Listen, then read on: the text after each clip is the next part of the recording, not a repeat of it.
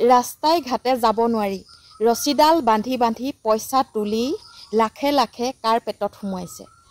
ৰাস্তাইদি ডাক্তৰ ঘৰলৈ যাওঁ বা অইন ক'ৰবাত ফুৰিবলৈ যাওঁ, ৰাস্তা ভেটি পইচা কালেকশ্যন কৰি এই মৌমিতা নিচিনা এজনী হেতৰ পেট ভৰাই এই বিহু কমিটিবিলাকে আচলতে মান সন্মান কি পাইছে। নমস্কাৰ বন্ধু বান্ধৱীসকল, মই মৰমী। মোৰ ইউটিউব চেনেল আৰু ফেচবুক পেজটিলৈ আপোনালোক সকলোলৈকে স্বাগতম জনালোঁ। বিহুক লৈ আচলতে গায়কসকলক লৈ বহুত বিতৰ্ক তৰ্ক ইত্যাদি হৈ থকা দেখিবলৈ পাইছোঁ। মই আকৌ অলপমান উল্টা ফালৰ পৰা কথাবিলাক কওঁ, আগৰটো পিছত কওঁ, পিছৰটো আগত কওঁ। মোৰ মানে কথা কোৱা বৰ অভ্যাস নাই যে, সেইকাৰণে বহুতে কৈও থাকে যে শব্দবিলাক ভুল হয়, কথা কোৱা ধৰণবিলাক বেলেগ। আচলতে আমি যিটো পৰিৱেশত ডাঙৰ দীঘল হ'লোঁ, কথাবিলাক এনেকৈ কওঁ, যেনেকৈ কিছুমান মানুহৰ নুফুটে, কুকুৰাটো নুফুটে কুকুৰা কয়, ৰঙালাও নুফুটে অঙলাও কয়, এনেধৰণৰ মানে ময়ো তেনেধৰণৰ এজনী দেউতাকৰ জীয়েক, মানে আমাৰ দেউতাই তেনেকৈ কথাবিলাক কয় হ'লে থোৰতে কথাকেইটা ক'লোঁ। কাৰণ বিহুক লৈ বহুতো তৰ্ক বিতৰ্ক হৈ আছে আৰু এই তৰ্ক বিতৰ্কৰ মাজত কথা কিছুমান আচলতে মনত পৰে, নহয় জানো? এই যে আমি ওলাই যাওঁ ৰাস্তাই পদূলিয়ে, এতিয়া বিহু বতৰ, আমি বিহু ফুৰিবলৈ যাওঁ ক'ৰবাত আমাৰ ঘৰৰ মানুহ আছে, কোনোফালে এদিনটোত গ'লে আপুনি 5-6 জেগামানত আপোনাৰ ৰছী বান্ধি ডাং বান্ধি থৈ দিয়া দেখিবলৈ পোৱা যায়। অ'ত দিবা 50 টকা, ত'ত দিবা 20 টকা, অ'ত দিবা 30 টকা, এনেকৈ মানে এক্সট্ৰা এটা আমাৰ পইচা আমি মিঠাই নিয়াতকৈ অধিক তেওঁলোকৰ এই বিহু চান্দা পাৰ্টিবিলাকক দিব লাগে। এই চান্দা পাৰ্টিটোক লৈ আচলতে 2-3 বছৰ আগৰ পৰাই বহুত তৰ্ক বিতৰ্কও হৈ আহিছে। তথাপিতো কিন্তু এই ষ্টুডিঅ'ৰ মাজত এজন মানুহে সেইদিনাও বেয়াকৈ ক'লে, কাৰণ এই এনেকৈ চান্দা বিচৰাবিলাকক ভিক্ষাৰী বুলি ক'লে।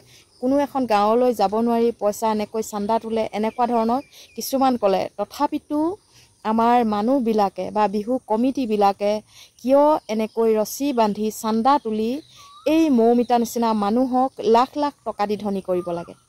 মৌমিতা নিচিনা গায়কক যদি লাখ লাখ টকা দি নানি আমাৰ গাঁৱতে বিহুৱতী নাচনী, ভাল বিহু দল, তেনেকুৱা প্ৰতিযোগিতা কৰাৰ দলবিলাকক ভাল ভাল পুৰস্কাৰ দিয়কচোন। গায়কজন যে মাতিবই লাগিব, বিহুখন পাতি গায়কজন যে মাতিবই লাগিব তেনে কোনো কথা নাই। ভাল বিহু দল কেইটামান আহক, ভাল ওজা মাতক, তেনেকুৱা ধৰণৰ মানুহবিলাকক মাতক আৰু তেনেকুৱাবিলাকক দিয়ক। এই মৌমিতাৰ নিচিনা মানুহ কিছুমান, গায়ক কিছুমানক মাতি লাখে লাখে পইচা দি আমাৰ মিছাতে বিহুখনক বিতৰ্কৰ মাজলৈ লৈ যোৱা নাই জানো? বিহুখন বিহু হৈ আছে জানো? বিহু কমিটিসকলে এই কথাবিলাক আচলতে ভবা খুব দৰকাৰ। কাৰণ আজি ওলাই গ'লে দুখীয়া মানুহটোও বিহু পাতিছে বুলি আগচি ধৰাৰ মাত্ৰক পইচা নাই বুলি ক'বলৈ বেয়া পায়, তাত 10 টকা হ'লেও অৰিহণা দি থৈ আহে বা 20 টকা হ'লেও অৰিহণা দি থৈ আহে। নিজৰ মানুহখিনিৰ পৰা সংগ্ৰহ কৰি কালেকশ্যন কৰি আমাৰ যিসকল প্ৰাপ্য বা আমাৰ যিসকল প্ৰতিযোগী, সেই প্ৰতিযোগীসকলক আমি উপহাৰটো ভালকৈ মোটা অংকৰে এটা উপহাৰ দি তেওঁলোকৰ নাম থকাকৈ দিব লাগে। কাৰণ সেইটোকে নকৰি আমি কিছুমান এনেকুৱা গায়কবিলাকক মাতি আনি নিজৰ লগতে অসমখনৰ বদনাম হৈছে। কাৰণ বিহু কমিটিসকলে যেনেকৈ তৰ্ক বিতৰ্ক লাগিছে, আজিহে পইচা পৰা, কালিহে বডিগাৰ্ডৰ পৰা, কালিহে কোনোবাই বেয়াকৈ ক'লে বুলি মঞ্চলৈ কাৰোবাক মাতি অনা, কোনোবাই কাৰোবাক মঞ্চত গালি দিয়া, এনেধৰণৰ বহুত বিতৰ্কৰ মাজত এইবাৰ বিহু সোমাই পৰিছে।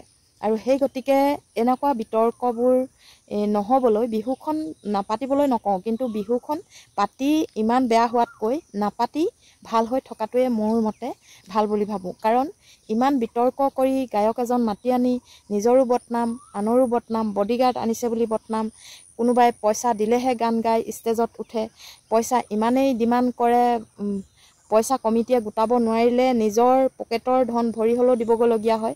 হেঁপাহত বিহুখন পাতে আৰু হেঁপাহত বিহুখন পাতি তেওঁলোকৰ নিজৰ পকেটৰ ভৰিব লাগে আৰু বদনামখিনি এখিনিমান থাকে। গতিকে সেই টকাখিনি কিছুমান আমাৰ কৰিবলগীয়া বহুত কাম আছে, সেই কামসমূহ কৰিলেও আচলতে ভাল হয়। কোনোবা এজন ব্যক্তিয়ে ক'বলৈ পাইছে যে গাঁৱলৈ যাব নোৱাৰি, গাঁৱত এনেকৈ আগভেটি ধৰে ডাং এডালে, ভিক্ষাৰী গোটে পইচা খোজে। অকল গাঁৱত বুলি নহয়, কিন্তু ডাঙৰ ডাঙৰ টাউন বা ডাঙৰ ডাঙৰ যিসমূহ নগৰ চহৰ তেনেকুৱাবিলাকতো এনেকৈ কালেকশ্যন কৰা দেখিবলৈ পোৱা যায়। অকল গাঁৱত বুলিয়ে নহয়, হয় গাঁৱত ডাং পাতি ধৰে বা গাড়ী এখন আগচি ধৰে, লাইন গাড়ীবিলাকক ধৰে, তেনেকুৱা কৰে। কিন্তু নগৰ চহৰত হৈছে ডাঙৰ ডাঙৰ মন্ত্ৰী MLAৰ পৰা ধৰি ডাঙৰ ডাঙৰ যিসকল বিজনেছকাৰী তেওঁলোকৰ পৰা সংগ্ৰহ কৰে। কথাটো একেটাই দিয়কচোন। সেই সকলো তেওঁলোকে পৰিশ্ৰম কৰি টকাখিনি উপাৰ্জন কৰে। সেই টকাখিনি উপাৰ্জন কৰি সৎ কামত নখটাই এই অযথা গায়কবোৰক আনি মৌমিতাহঁতৰ নিচিনা এজনীহঁতক ধনী কৰাতকৈ মোৰ মতে বিহুখন পাতি সেই আগতেও কৈ গ'লোঁ যে যিসকল প্ৰতিযোগী আহিব তেওঁলোকক লাগিলে আপোনালোকে ফাৰ্ষ্ট ছেকেণ্ড দুটা ৰাখে, কিন্তু তাত 4টা ৰাখি দিব বা 5টা ৰাখি দিব। তেনেকৈ আপোনালোকে আমাৰ অসমৰ ল'ৰা ছোৱালীখিনিক উৎসাহ দিয়কচোন। বিহু যিসকলে নাচেগৈ বা বিহুত যিসকলৰ ৰাপ আছে বা বিহু প্ৰতিযোগী যিসকলে যোগদান কৰে তেওঁলোকক উৎসাহ দিবলৈ এই পুৰস্কাৰসমূহ আপোনালোকে মোটা অংকৰত ধৰক। তেতিয়াহ'লে আমাৰ মানে বিহুখন বিতৰ্কলৈ নাযাব। আৰু এটা কথা এইখিনিতে কওঁ, বিহু মঞ্চটো তেনেকৈ হ'লে বিচাৰকৰ খুব বিতৰ্ক হয়। মানে ভাওনাৰ পৰা ধৰি দিহানামৰ পৰা ধৰি বিয়া নামৰ পৰা ধৰি বিহুৰ পৰা ধৰি সকলোতে বিচাৰকও বিতৰ্ক এটা হৈ থকা শুনিছোঁ। এইবোৰ বিতৰ্ক হ'ব নালাগে, কাৰণ বিচাৰকৰ সিদ্ধান্তই চূড়ান্ত সিদ্ধান্ত হ'ব লাগে। আৰু বিচাৰক কোনো পক্ষপাতি হ'ব নালাগে। সকলোকে সমান দৃষ্টিৰে চাই কোনে কিমান নম্বৰ পাইছে এনেকুৱা ধৰণৰ হ'ব লাগে। বহুত বিচাৰকো বিতৰ্ক হোৱা শুনিছোঁ। আজিকালি আৰু এটা কথা, বিতৰ্কটো সকলোতে থাকে, তাৰ মাজতে আৰু আমি এৰাধেৰা কৰি চলিব লাগিব, নহয় জানো? এই মৌমিতাৰ বিষয়ে ক'বলৈ গৈ মই বিহুৰ কমিটিৰ বিষয়ে দুষাৰমান ক'লোঁ। কাৰণ মৌমিতাই এতিয়া আমাৰ অসমৰ পৰা যথেষ্ট টকা উপাৰ্জন কৰিছে। আৰু উপাৰ্জন কৰি আপোনালোকে কিছু কিছু মঞ্চত চাইছেনে, কোনোবাই বেয়াকৈ ক'লে মঞ্চলৈ মাতি আনে আৰু মাতি আনি অপমান কৰে। হয়, আমাৰ সমাজৰো কিছুমান বিশৃংখলতা আছে, নাই বুলি নকওঁ। তথাপিতো অন্য বিহু মঞ্চবিলাকতকৈ মৌমিতাৰ বিহু মঞ্চত এনেকুৱা কিয় হয়, এই প্ৰশ্নবোৰ আচলতে আমাৰ মাজত ৰৈ গৈছে।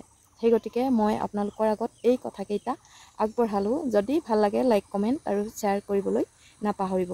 আচলতে ভিডিঅ'টো অলপমান দীঘলীয়াই হ'ল, তথাপিতো কথাকেইটা কৈ শেষ নহ'লেও যদি আৰু বহুত ওলায়ে গৈ থাকে, তথাপিতো আপোনালোকৰ আগত এইকেইটাকে কৈ মোৰ আজি ভিডিঅ'টো ইমানত